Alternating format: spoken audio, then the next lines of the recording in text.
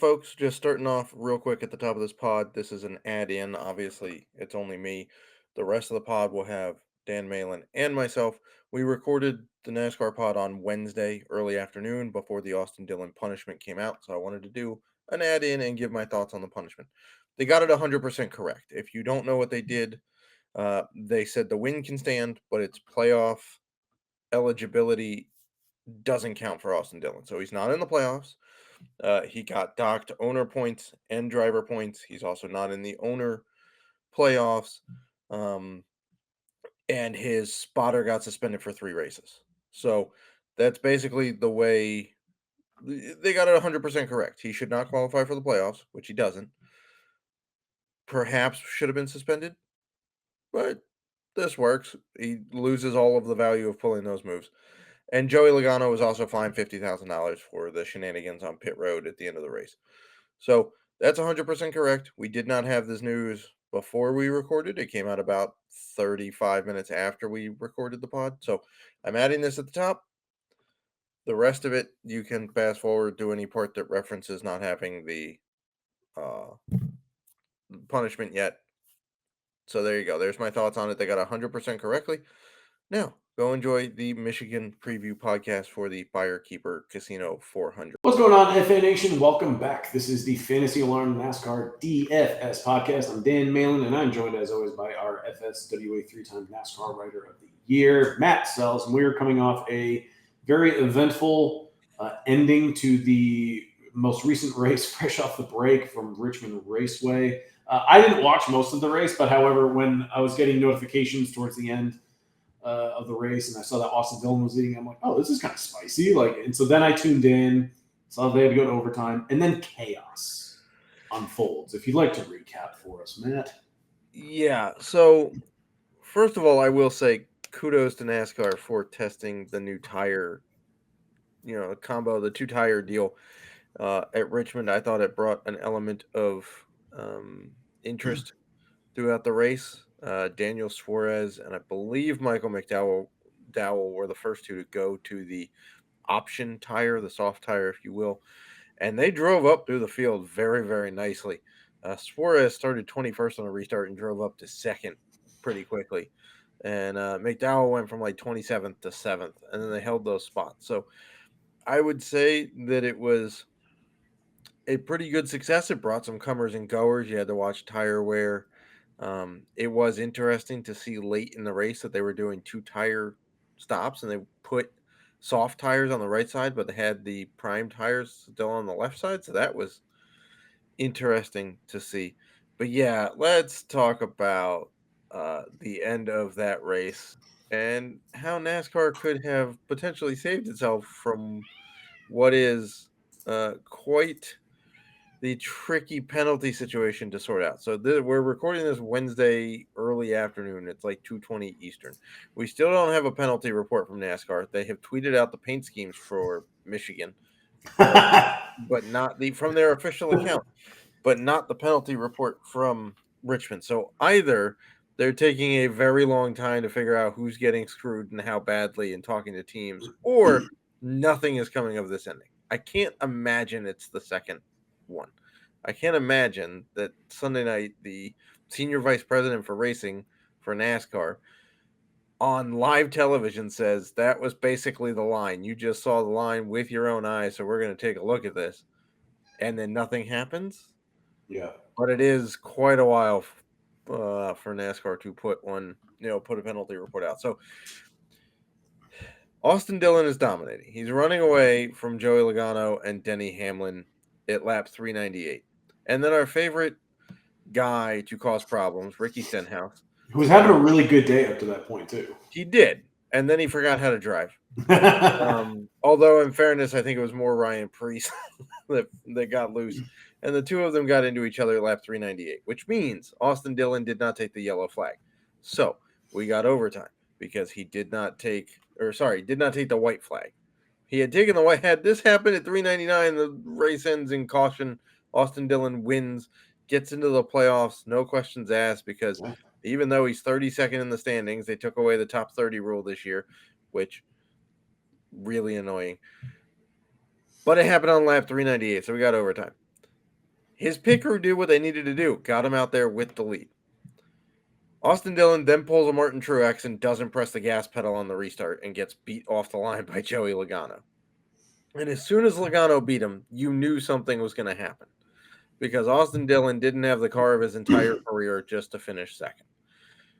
He punted Joey Logano, just straight up made up 4 car lengths in a corner and punted him right out of the way. Then right rear hooks Denny Hamlin. Now, was that intentional? I don't know. Was it partially caused by Dillon missing Logano spinning in the middle of the racetrack because Logano didn't want to put it in the wall, I guess? I don't know. Hamlin took the same line through the corner the last 2 laps of the race as he did that one. So, there's that. Either way, Austin Dillon wrecks Denny Hamlin, takes him out. Austin Dillon wins. Then, after the race, Joey Logano decides to speed down pit road with people and nearly hits people, which partially on broken toe NASCAR. link. Yeah, partially on NASCAR for not clearing pit road, partially on people for not paying attention, partially There on were a lot of people on pit road immediately after the race. There was a lot of people. And it was one of almost them like had a kid, was holding a baby. What are you doing? How so many people on pit road as the cars are coming in? Right. You and I have been to NASCAR races. We've had hot passes. We've been able to watch the race from pit road. Never seen that many people on pit road immediately after. Dillon hadn't even started his burnout. Logano was still getting to, now granted, he had a broken toe link, took him a little longer than others, but he also was pulling on the left side. He was not in single file, so I don't know if he was trying to get up to where he was supposed to be. I don't know. A lot of chaos there, but Logano revs it and nearly hits 6 people. So there's a lot to go through here. I have a solution to this I have 3 solutions to this whole situation. Okay? Firstly, Austin Dillon has 0 reason. Here's why solutions are needed. Austin Dillon has 0 reason not to pull that move. Right? Everybody got out and said it was a chicken bleep move. Yeah. It was not good racing. This is why, now the kids racing on Friday nights and Saturday nights and local tracks see the Cup guys do it, so now they're going to do it. There's literally 0 reason why Austin Dillon shouldn't have pulled this move, knowing the rules that are in place, right? The only time they've ever taken a win away from a guy in recent memory was for non-legal equipment, right? We had Kyle Busch and Truex were DQ'd at Pocono a couple of years ago, where Chase Elliott ended up winning, by finishing 3rd and never leading a lap, but won. Kevin Harvick was DQ'd for the rear window that somebody caught on TV and called it in like a golf score. And got DQ'd for that. We've seen a few other, you messed with equipment, so we're going to DQ you type things.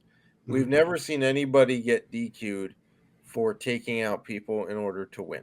Do I think Austin Dillon's going to have that happen? No, I don't think so. That would be an unbelievable precedent. However, he knows that he gets to keep the win. The win gets him in the playoffs. He doesn't have to be inside the top 30 because they changed that rule. There's only 3 races left. He's the 13th winner. So even if there's a different new winner every race, he's still going to make it because it's only 16 winners, right? And they're not going to take the win away. And if he gets suspended, they've had a history of giving waivers for guys getting suspended, which means he makes the playoffs. So there's literally 0 downside to Austin Dillon pulling this move in terms of lasting. Yeah, sure, he's going to lose some money, and he's going to have to deal with Denny Hamlin and Joey Logano. However, to him, it's worth it. So here's how NASCAR changes this and gets around this and makes Austin Dillon an example for how you don't win races. 1, don't give a waiver for suspensions. Okay? Now, I did see somebody counter this, that when Chase spun Denny, last year, if you don't give him a waiver for that suspension, then his whole season is messed up. Okay, but that was a bad example because he had already missed 7 races. He wasn't going to make the playoffs, whatever.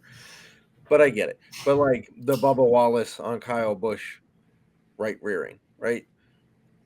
If you make a move to win a race that gets you suspended, you don't get a waiver.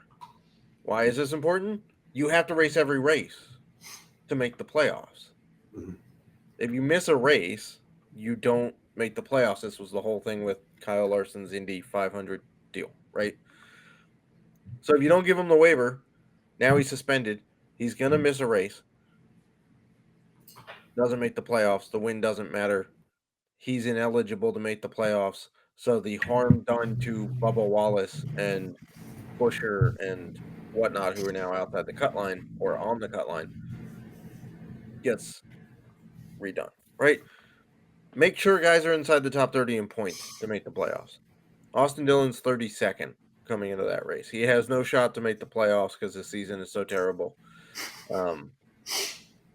You got to make sure they're inside the top 30, right?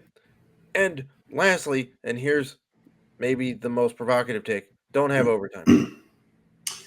I don't know if that's really all that provocative, especially because Don't do green white checkers. some races this year have been terrible with overtime. I forget which one it was, but maybe it was Nashville, but it just kept going on and on. It had like 5 or 6 overtimes, and the field just kept wrecking each other, and it was rather embarrassing. So I don't think like the don't have overtime thing is all that spicy or controversial anymore. Yeah, I mean, if you can get in a lap or two under green, then do it, but don't extend it to the green white checker because that also brings this out. Because again, if this wreck had happened a lap later, Austin Dillon wins. He makes the playoffs because of the stupid not being in the top 30 rule, right? Congrats. He had a great car. I am not doubting that he should have won and he was not there because of some random strategy. He had the best car, arguably, all night and all weekend. However, if you don't have overtime and you don't give him a waiver for being suspended, which he almost assuredly will be suspended, at least for the hit on Denny Hamlin. I'm not sure that the one on Logano gets him suspended. I think it's the one on Hamlin that gets him suspended. Then problems are solved, and we don't have people trying to win races like this again. Yeah, I think if it was just one driver, because a lot of people wanted to make the comparison to what Joey Logano did to Byron a couple years ago at Darlington. But if you rewatch it, it's way more of a bump and run than straight up running through a guy's rear end. For sure, because when Logano's entering turn 3, he has almost 4 or 5 car lengths on Austin Dillon. Yes. And so Dillon legitimately just sends it in. And we all knew it was coming too. He just sends it in, clearly like just turns him. And so I think that was a bit like obviously pretty egregious too, because he just had to make up so much ground to even get to Logano at that point. And then, you look at the S&T data and it's like for the move on Hamlin, it looks like he makes a pretty hard turn to right rear Hamlin. And then Hamlin wrecks and Dillon goes on to win. So it's like, and then you mix in the radio chatter, even Austin Dillon's post-race interview where he said, I had to do what I had to do to win. It's just like that. I don't know how NASCAR doesn't see like there was clear intent to manipulate this race, not just once, but twice. Yeah, and then RCR, like Richard Childress literally saying, oh, I don't know how that got there. That sounds manipulated to me. I don't know anybody on that call. Like, you're full of it, man. Yeah. Like, just admit you told, like, this is clearly your best shot to win. This is clearly your best shot to get a guy into the postseason who's never sniffed hasn't sniffed the playoffs in 2 years. And so, yeah, I think this is why it's taking so long to hear the penalties. Again, we have not actually heard the penalties as of right now. If they break while we're recording this, we will talk about them, have a live reaction to them. I do think, I think he kind of hit the nail on the head, though. Like, he should be suspended at least one race. And I think I'd be fine with him keeping the win, but if they allow him to stay in the playoffs, that's just a waste of a spot. Like, he's getting bounced in the first round, no matter what. Well, he's definitely getting bounced. A, he doesn't have the points to compete. B, Denny Hamlin and Joey Logano are going to rightfully take turns running them all over the track, much like Denny and Chase did to Chastain at Gateway last year when they drove him down into the infield like 6 separate times. So all you're going to do is you're going to eat a spot for a guy who didn't deserve to be there anyway. Like, yes, did I put him in the playbook last week? Yes, I did. Because he's had a decent history at the short tracks and he had a fast car. Did I think he was going to win? No, didn't give him a shot to win. Didn't put him in the betting piece to win. I had him in 2 lineups on DraftKings, but those lineups also had Martin Truex Jr. Yeah, it was not like, yes, Dillon won great, but my 2 other favorite plays were Hamlin and Logano, who he took out in the course of winning. And then Truex blows an engine because he just can't bite. Good luck. But yeah, and you got to feel for, Bubba Wallace tried to keep it together in the post race, and then towards the end he kind of let it slip that I was going to shake his hand, but that was chicken bleep. And I could understand it. He was pretty bummed. The interview with Tyler Reddick was very interesting because Reddick used to be Austin Dillon's teammate. Yeah. And now drives for 2311, obviously owned by Denny Hamlin, and he's now teammates with Bubba Wallace, who's now on the outside looking in. So his was very interesting, and he held no punches on Austin Dillon.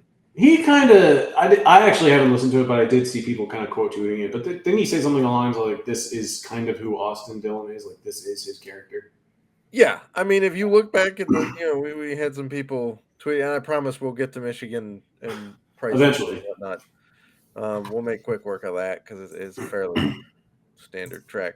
But I did see people tweeting out Austin Dillon's histories of wins and how they're basically all questionable. Yeah. Because, like, he's run through people at Daytona. Yes, it's Daytona. It's wild, whatever. But, like, he has definitively run through people. Texas that he won, 2 years ago? 3 years ago?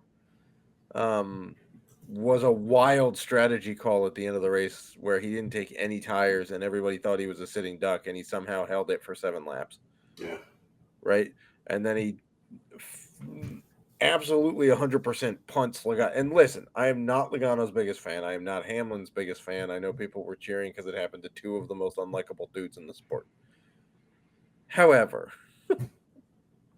still don't want to see races won that way, even if it's like whether it happens to Hamlin and Logano or Truex and Chase, who are the 2 more likable guys, right? Like, just don't want to see races won like that. And the weird thing is, like, if there's no caution, we're talking about like a really good, like just a feel-good win for the 3 car. Feel-good win for Dillon, who had the best car all weekend. We're talking about how the tires did actually play a role in the race and how it was a nice swing for them. Still questioning what happened to Adam Stevens' knees that didn't allow him to be at the pit box and required double knee surgery in the break. Did you hear? Like, I heard something. I heard that he wasn't going to be there. I didn't know why. So they told the story during practice that apparently during the Olympic break, trying to be a cool dad for his kids, he did something on the diving board that resulted in him going to the hospital and needing surgery on both knees at the same time. And they couldn't get him into the pit box because his legs have to stay straight and they can't space the pit box. Like, they couldn't get him in there. So he had to stay home in the war room because his legs have to stay. This actually, we will get to Michigan, but I'll sum this up quickly because that actually reminds me, years ago at a WWE Royal Rumble, one of the storylines was like they couldn't determine who was the winner of the Royal Rumble. I think it was like between John Cena and Batista. Vince McMahon comes walking down to the ring because there's chaos, commotion, all this crap. As he's trying to jump or slide into the ring, his knees or his legs just buckle awkwardly. And it turns out he actually like tore both his quadriceps in his legs. And as he tries to stand up, he just collapses. And so there's just like nonsense happening in the ring. Vince McMahon is just sitting like on his ass against the ropes, trying to like make sense of the situation. He clearly can't get up, and it's just absolutely hysterical. So when you say that, it just reminds me of like that one Vince McMahon clip. Because he comes out to try to restore order, and then he's just sitting there because he tore his quads in both legs. Yeah, I don't know what exactly Adam Stevens did, but apparently it was double knee surgery that kept him away, and I would assume he would be away again from Michigan because I'm guessing it's not going to heal in All right, that short of a time. we are 19 minutes in. Yes. Let's at least transition to Michigan International Speedway, the home track for Brad Keselowski. Never won here. Would certainly love to. And Eric Jones. Oh, that's right. Yeah. As Jones. Who is also, by the way, coming off of a contract extension with Legacy. Shocking, kind of. I thought he would have gone to Spire. Yes, Eric Jones is from there. In fact, I'm pretty sure he sleeps at his childhood in the house he grew up in when they go to Michigan instead of Might as well. staying in the hauler, I believe. But yes, it's also the home track for Ford. Ford puts a lot of time and effort into making sure that they look very, very good. At Michigan, it's usually worked out pretty well for them. In fact, you've got to go back to 2017 for the last time a blue oval didn't win this race. They have won. Ford has won every race here from 2018 through last year. When you go back to 2017, is that when Kyle Larson won 3 straight races here? Yes, Larson won 3 straight races for Ganassi, and most of those Ford wins are Harvick because Harvick has 1, 2, 3, 4, 5 of them, including 3 in a row. But yes, this is when Larson won the 3 in a row. I'm pretty sure Chase Elliott finished second to him 2 or 3 of those times. But this is why Kyle got the nickname 2 Mile Kyle, because he had won at Auto Club and then he won 3 straight Michigan races. So his first 4 races, first 4 race wins in the Cup Series were all at 2 mile tracks. Got it. All right, so we kind of mentioned this a couple weeks ago when we were doing it, but like the best comparisons that we have for this right now are just going to be Pocono and Indianapolis, just given the size and kind of the horsepower and the style of racing. I would say Kansas works too, because Michigan can be a multi-groove track. It is generally a low tire wear track. Kansas is a lower tire wear, intermediate, where if you can keep hitting your spots, you can build speed, much like Michigan. Michigan is a very momentum-based track. The more you keep it clean and keep hitting your spots, you can build speed and catch people or extend your lead. So I would say, we can look at, Indy Oval this year, Pocono the last few years, Michigan, Kansas. You could even toss Charlotte in there a little bit, because that's a similar type, low tire wear, high speed, intermediate. I just want to dig into the driver pool. Prices actually came out pretty early for DraftKings on Wednesday. Yeah, I think DraftKings is trying to feed off of the Austin Dillon,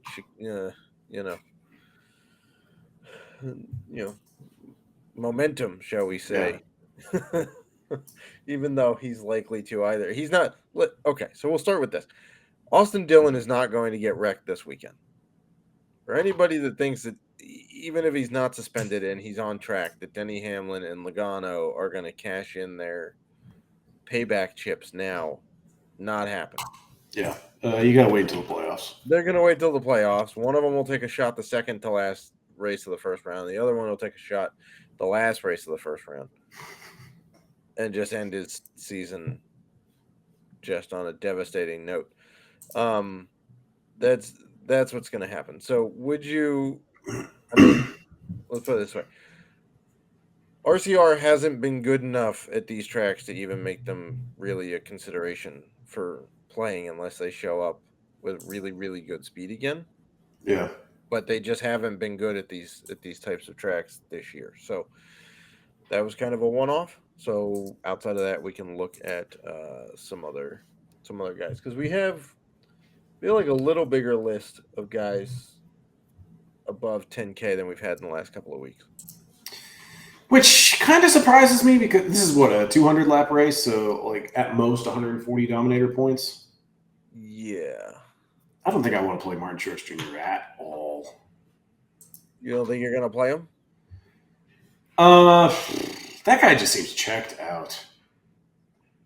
He seemed pretty bummed that his engine blew last week. He wanted to get another good run at Richmond. But I do think that at this point he's pretty sure he's safe into the playoffs, and he just kind of wants the playoffs to start so he can start actually making hay of stuff. I'm kind of with you. He's had decent runs. Like, he had a good race here last year. I'll give him He that. did. He did. He's had decent runs in similar tracks over the last couple of years. But no wins, nothing extraordinarily dominant. And I feel like at this price tag, you're going to need him to be partially dominant. For sure. What did he do at? What am I looking for? Coke 600. Scrolled way too far. He had speed to start, but then didn't really do anything. I mean, in a 400 lap race, he led 8 of them and got 3 fastest laps. So, that's not that good. No, that's not helpful. Like, that could have been like he just stayed out like the longest on a pit cycle. Yeah. So and he got a few laps left. I would tend to agree that it's going to take some extraordinary practice speeds for him to make it on my list of plays this week. This is kind of around the year where we do so many races, we play so many races. This is around the time of year where I feel bad because I'm just like, yeah, I'll go back to Kyle Larson and Denny Hamlin again. Like, they're the 2 most expensive drivers in the field. It's not necessarily a bold take. It would take a lot for me to be completely off of them when we do these previews, because we always do it before practice and qualifying. So I don't know. Like, I don't really want to dwell too much on them because, like, they're good. They both have multiple wins. Larson's the best driver in stock car. Like, pretty much put him in any car, he's going to be the best. So yeah, I don't know. Blaney actually does intrigue me though. I'd rather like invest more time in the guys that we don't really talk about as much. I would agree. I think Blaney is very intriguing this week. He's had a pretty good history of having speed here. Obviously Penske drives for Ford, or they use Ford, so there's quite a lot. It's usually the Penske guys you hear most from about the importance of doing well or winning at Michigan. So I would say Blaney's pretty high on my list this Plus, week. he won at Pocono. He did win. He did win at Pocono, reasonably convincingly too. Yeah, He led 44 laps led. He led 44 laps, so that's not like a like a fluke. Oh, I got a restart when a guy blew a tire with 3 laps to go. Like, he was out front and couldn't really be caught. He didn't have the best Coke 600, but that can be it wasn't really, I don't believe, his fault. It's strange because he was so good in 2023 at that very race. Yes, he was. He couldn't replicate it at all. Yeah, correct. So I would say, he might get a little overlooked because if you look at the comparable tracks in the last 11 races, all in the next gen era, he's been okay. He does have a win in that span, but he's only got a couple of top 5s and a handful of top 10s. So he might get a little overlooked, but he's had the speed in his car this year has not necessarily been replicated by the finishes, if that makes sense. So, and in the last 5, if we're looking at specifically Michigan, the last 5 Michigan races, he has finished 4th, 38th, 1st, 5th, and 9th. So that's pretty good record there. Pretty good. So I'm with you. I think Blaney might be. Can we call him a leverage play at 10-3? Possibly. Because I don't think you invest in Blaney and feel good about him being as consistent of a dominator as Larson or Hamlin. Yeah. Sure, everything could change if he lands on the pole, but as of right now, you would assume that the ownership probably goes to Larson, Hamlin, maybe even Truex, Bell right beneath him.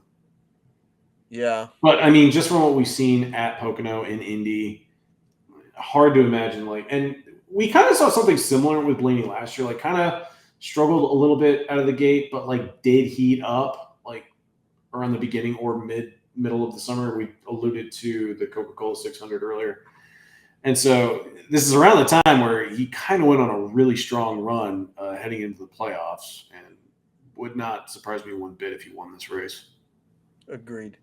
Little further down, what are we doing with the group that's like Reddick, Elliott, Byron, Kaz, Logano, Busher? I mean, Busher won here last year. Yeah. And then went on to win Richmond. So they flipped those, and we're not going to get the same winner at both races again this year. That's not happening, clearly. But I do think Busher is an interesting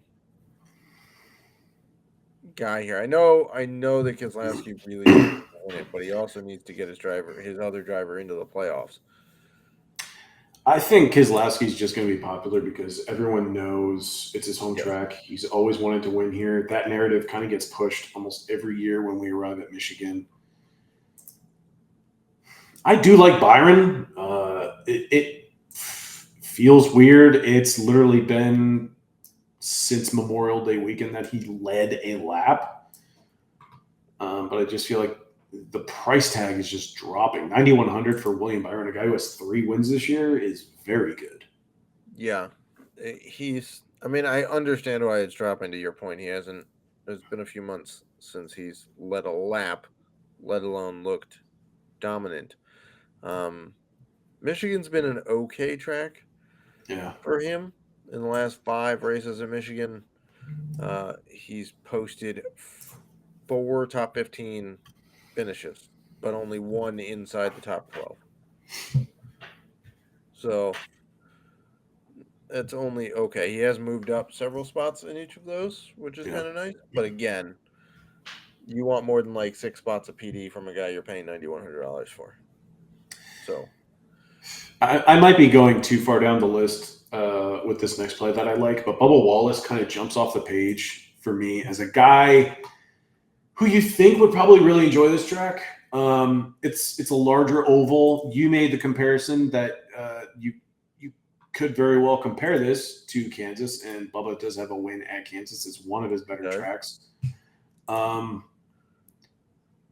And not to mention, in the last 2 races at Michigan, he finished second in this race 2 years ago.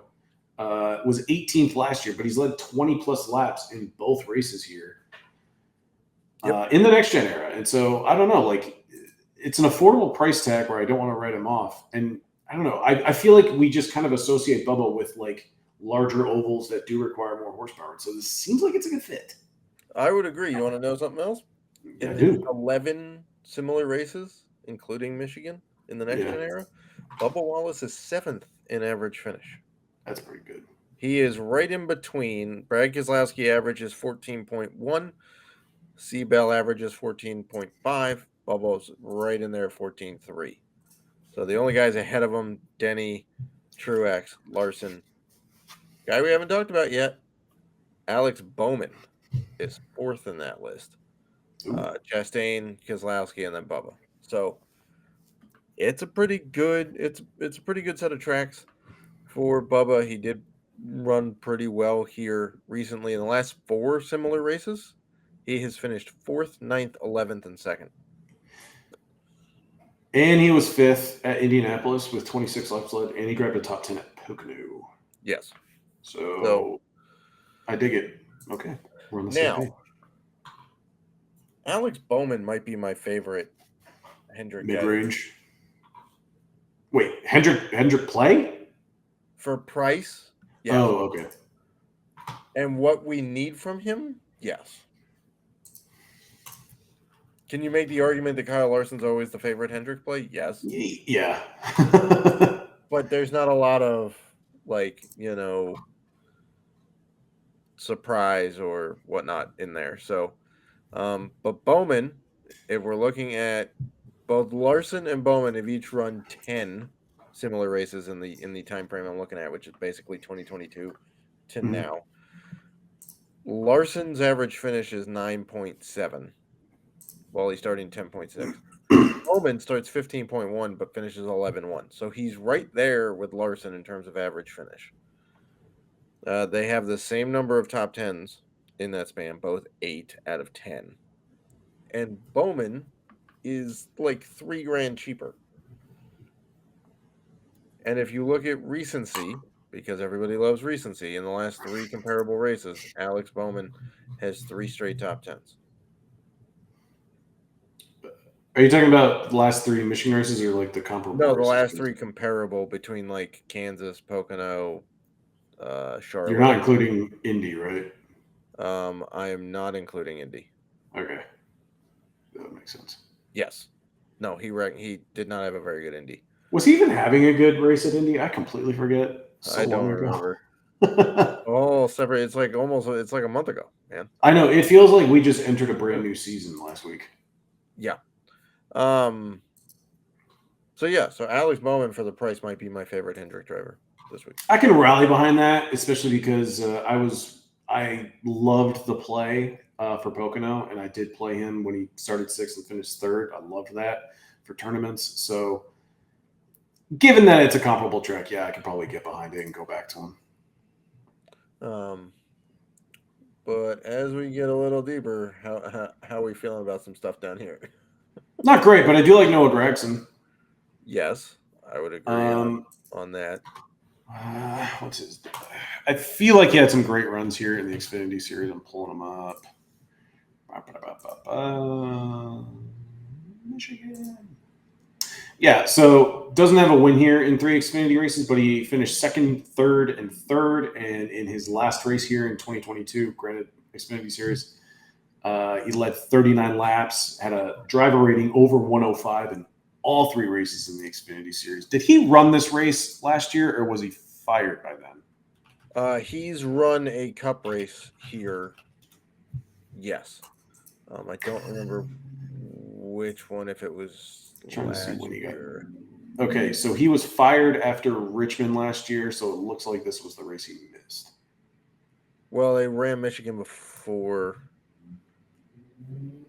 Michigan's not on his 2023 resume, but Richmond is. Yeah. Okay, so he ran 2022. He started 12th. But yeah, it always. I think we've touched on this a couple times on previous podcasts, but like it seems like there are always like 2 good SHR cars and then 2 bad SHR cars. Yes. Weird setup, but yeah, I do. I'll probably go to Gragson. Kid has a ride next year. Was top 10 at Indianapolis. I'm pretty sure he wrecked very early at Pocono, like 13 to 15 laps in is when I think he was done. Finished 6th at Vegas. I could probably talk myself into the 6,800. I kind of like it. Yeah. You know where I'm going next? It's going to be Eric Jones. Eric Jones, yeah. I mean, why not? Like, what's the mantra for Jones? We're playing him a track where he's comfortable, right? Clearly, this is a home track for him. He sleeps in the bed he grew up in when they go there. They just announced that they're expecting, so congrats to the Joneses. Also, congrats to Natalie Decker, who announced today that she's expecting.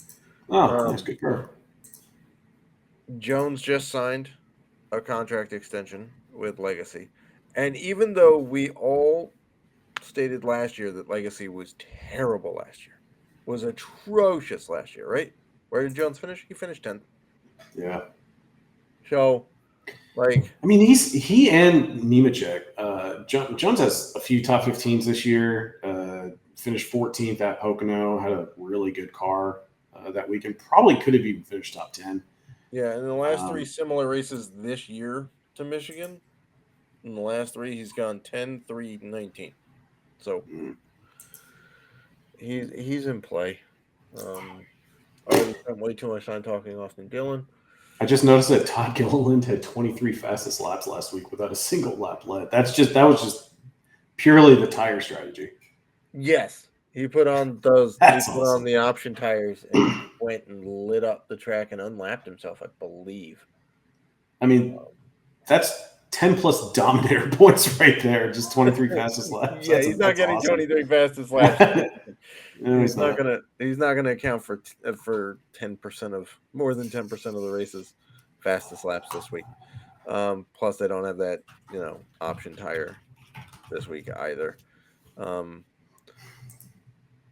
Look, it's Todd Gilliland. He's seemingly always in play. I feel the same about Justin Haley at these bigger tracks. He's a guy who can kind of show up and have pretty nice speed. Yeah. And not really kill you in terms of budget. So, other than that, Allmendinger way down here. That's who I was just looking at because I know in the Xfinity series he's had some success here. Now, granted, Colleague has for whatever reason taken some steps backwards in recent years, especially with the Cup Series. Xfinity series, he's good for a top 5 every now and then. And Michigan is a good track for him. 5,600 isn't bad either. You're starting to sound like a guy talking yourself into him. I'm trying to, but I don't. There are other. Time he raced here, he finished 26th after starting. I know, and I saw that last year, and I don't love it. And in general, he finished 21st at Pocono. Okay, started 15th, finished 37th at Indy. I'm guessing he wrecked. I don't know. I mean, Justin Haley, for his part, has raced here 3 times in the last, in the last 5 races, and all of them are better finishes than Allmendinger's one finish. Yeah, and Haley at least has an RFK alliance for his new car. Yeah, and how about you know what? There's another guy down here. How about LaJoy? My thing with LaJoy is that it really depends on where he qualifies. Because if you look, 4 of his last 5 races, he's qualified better than P25. And I don't mind LaJoy. I think the equipment is good enough. I think the consensus is that he's a bit of a dunce. Another guy that had 18 fastest laps last week without a lap led. Yeah. I'm just saying, at Michigan, he's started on average 30th in the last 4 races. And he's brought it in. He's averaging a top 20 finish. And that's fine. If he's going to start that deep in the field again, then I'll be on board. I just haven't really loved the starting spot for him the last. Even if he starts 25th and he brings it inside the top 20, that's enough for me. Yeah. 5,300. Who else are we going? You're not playing Burton or Hemrick or Ware. Plus, LaJoy is still looking for a job. I don't know. Well, I think I could punt to Cody Ware. Oh my God.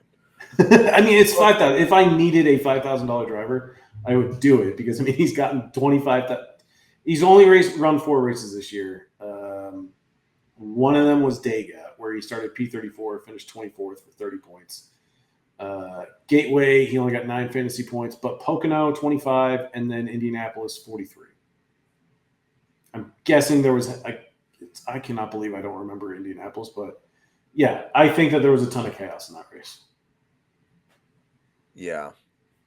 Okay. On that note, this feels like a good time. You're advocating for Cody Ware. Well, okay. So I've had this conversation with Ryan Larkin before, who runs Daily Fantasy Racing, and he and I, when we've talked about some of our best lineups, a lot of common themes with some of his builds have always been I find 5 guys that I really like. I can get to 2 to 3 dominators and 2 position differential plays. And if I have to in a tournament, he's like, I will pay and just play the cheapest driver in the field. Maybe they get 3x value. Maybe they get 4x value. You just don't want them to screw the pooch. And if Cody Ware is going to be starting P34, P35, P36, he's not going to kill you even if he finishes multiple laps down. You're just kind of if I was to play him knowing he's going to start P34, I'm just try and finish P28th and I'll take it. Yeah, I guess my point of view is